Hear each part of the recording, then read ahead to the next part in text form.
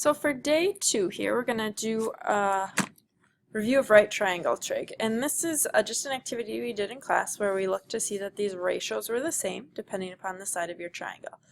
So in a right triangle, you may remember this from last year in geometry. If we have an angle, the sine of that angle is opposite over hypotenuse.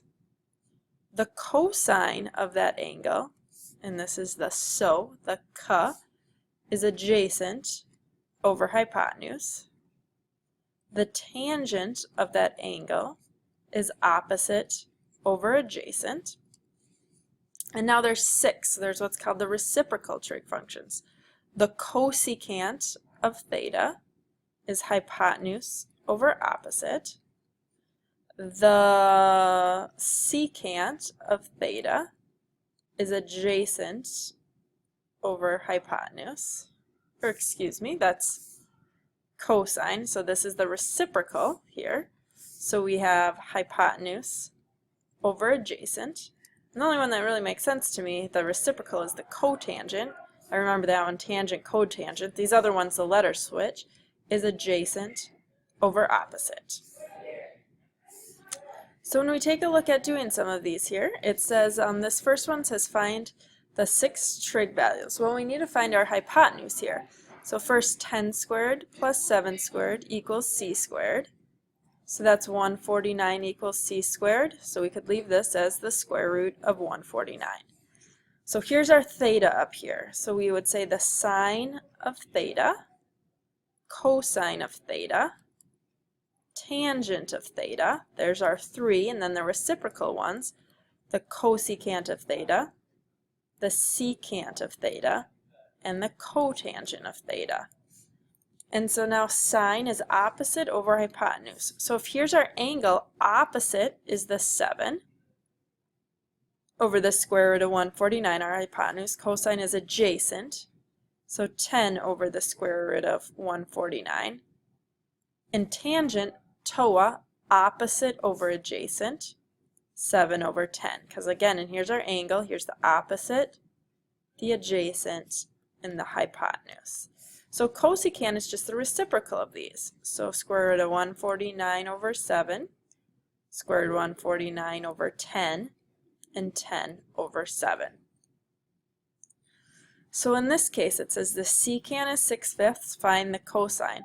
Well, these are reciprocals of each other. So our cosine would just be 5/6. And the tangent, 0.8, well, it's a fraction, that's 8/10. So again, these are reciprocals, so this would be 10 over 8. And now there's sums where we have to find the missing side length. And this is where we'll need your calculator on this. So we want to find x. So if here's our angle, this is the opposite and hypotenuse, and we know our angle, so the sine of 46 equals 8 over x. Well, multiply fraction bus by x, so we have x times the sine of 46 equals 8, divide by the sine of 46,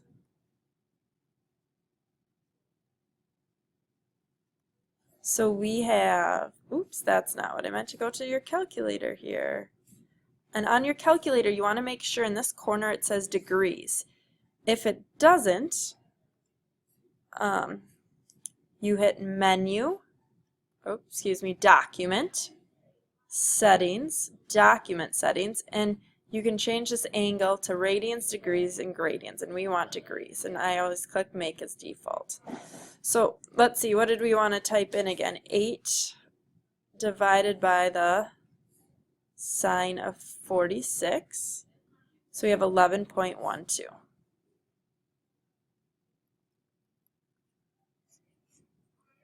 And if you'll notice, if we take 8 divided by 11.12, there's our ratio right there, and if we hit trig sine of 46, you'll notice we end up with that same ratio. So here's x here. So here's our angle. So this is the hypotenuse. and this is the adjacent, so that's cosine. So the cosine of 54, x over 12. Well, this one's easy. We just multiply by 12. So 12 times the cosine of 54 equals x. So 12 times trig cosine of 54. So x is 7.05.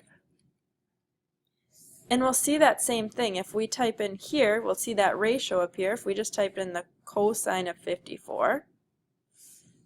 And well, adjacent over hypotenuse would be our answer here divided by 12. And you'll notice we end up with that same thing. Now the last thing we're going to do is, this is from last year here, if you need to find the missing angle. So we don't know this, but this is the opposite, and this is the adjacent, so that's the tangent. So the tangent of some angle is 27 over 38.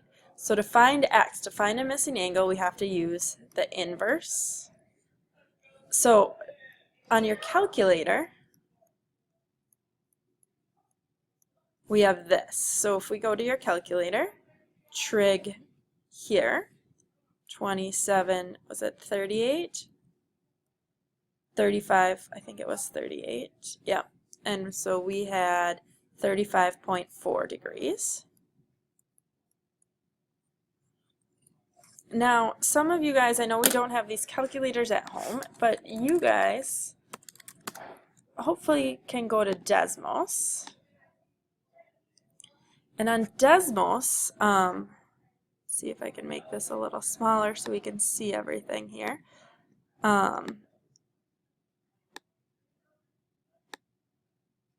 If you hit functions, trig, it's called the arctan on there. So we have 27 divided by 38. Oops. 0.65, and I have a hunch we're in the wrong mode. So to check your mode on here, you hit graph settings, and radians is highlighted. So let's click on degrees, and there we have that 37.6. Wait, did I do it wrong? 27 over 38. Ah, okay, 38. So now hopefully it's the same thing, 35.4. So here's our angle again. So this is opposite and hypotenuse, which is sine. So the sine of x, 40 over 42. And again, we don't know x, so we'll use the inverse.